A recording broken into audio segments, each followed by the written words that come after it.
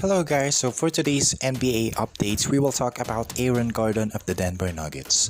So the Denver Nuggets gave up Gary Harris, RJ Hampton, and a protected 2025 first round pick to acquire Aaron Gordon during the 2020-21 season, and they reportedly made sure he will be with the team for the foreseeable future. Denver and Gordon agreed to a 4-year, $92 million contract extension on Tuesday, per Shams Charania of The Athletic and Stadium. It reportedly includes a player option for the 2025-26 season. Prior to this news, the 2021-22 campaign was set to be the final one on Gordon's contract. This is not a particularly surprising development, as Mike Singer of the Denver Post reported in August that there was mutual optimism regarding a contract extension for Gordon. The forward averaged 10.2 points, 4.7 rebounds, and 2.2 assists a night in 25 regular season games for Denver, and then posted 11.1 points and 5.4 rebounds per game in the playoffs.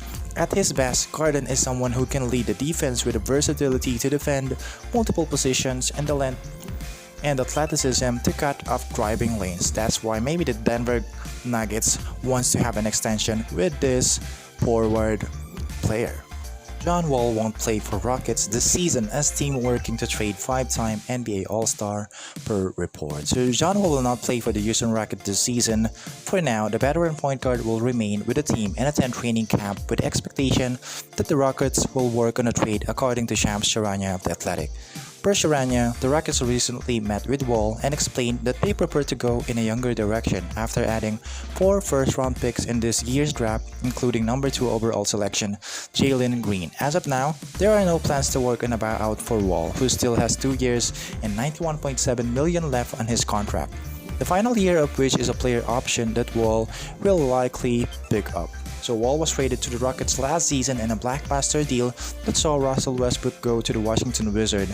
When he suited up for Houston, it was his first action since December of 2018. He had missed 2 entire years due to injuries, including a torn Achilles tendon. As the Rockets transition into a full rebuild led by the Lakers of Green and Christian Wood, it makes sense to part ways with Wall. Not only does he not fit the team's timeline, but he would take vital reps away from some of the team's young backcourt prospects. The Rockets are nearing a deal to re-sign free agent reserve guard Dante Exim.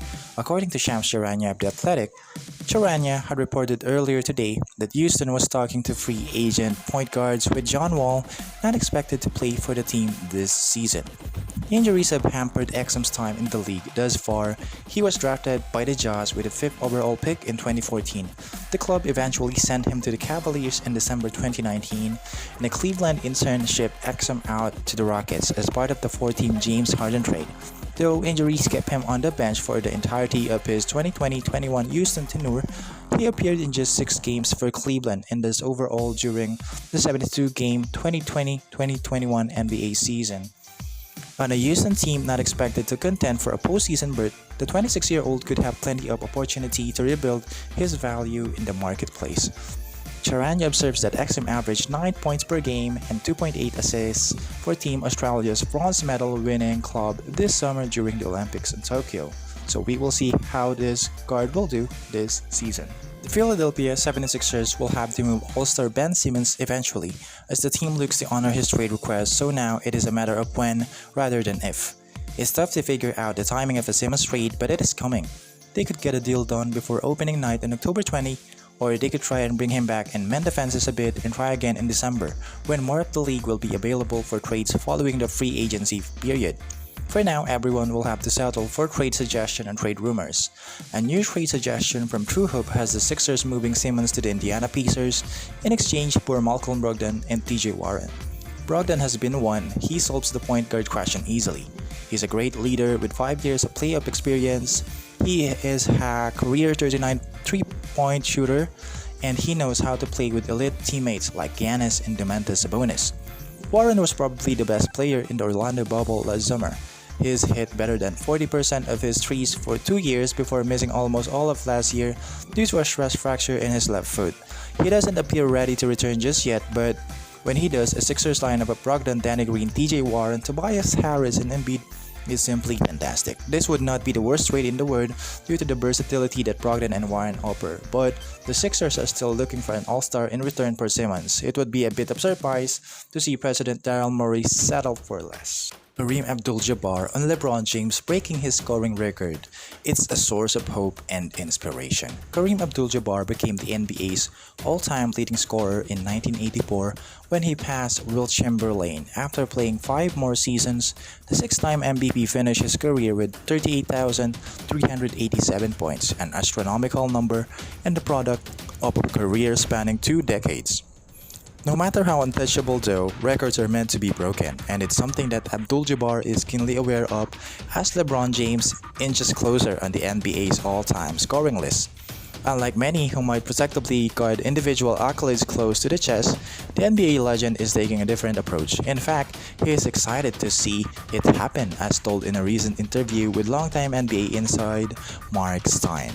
He said, "I'm excited to see it happen. I don't see records as personal accomplishment, but more as human achievements. If one person can do something that's never been done, that means we all have a shot at doing it," Abdul-Jabbar said. Entering his 19th season, a newly motivated James is 3,020 points behind Abdul-Jabbar's all-time record. He would have to average 36.9 points per game and play in all 82 games to pass him this season. Needless to say, that won't happen, but if he continues averaging 25 points per game, he would pass Abdul-Jabbar in 120 or more games, which comfortably targets sometime in the middle of next season, barring significant setbacks. He first needs to overtake Karl Malone, who is 1,561 points ahead. James has exceeded that total in 16 of his 18 seasons, so it's a reasonable bet to assume he'll move into second by the end of the 2021-22 season. Only 2 current players are in the top 10 all-time, with LeBron's Lakers teammate Carmelo Anthony currently 10. What do you think, guys? Do you think LeBron James can be the number 1 all-time leading scorer in NBA? Who knows? Only him knows. Who is this NBA All-Star player who said that he will retire in NBA if his team tried to trade him to another team? So you'll find out this one tomorrow on my next vlog. So see you tomorrow.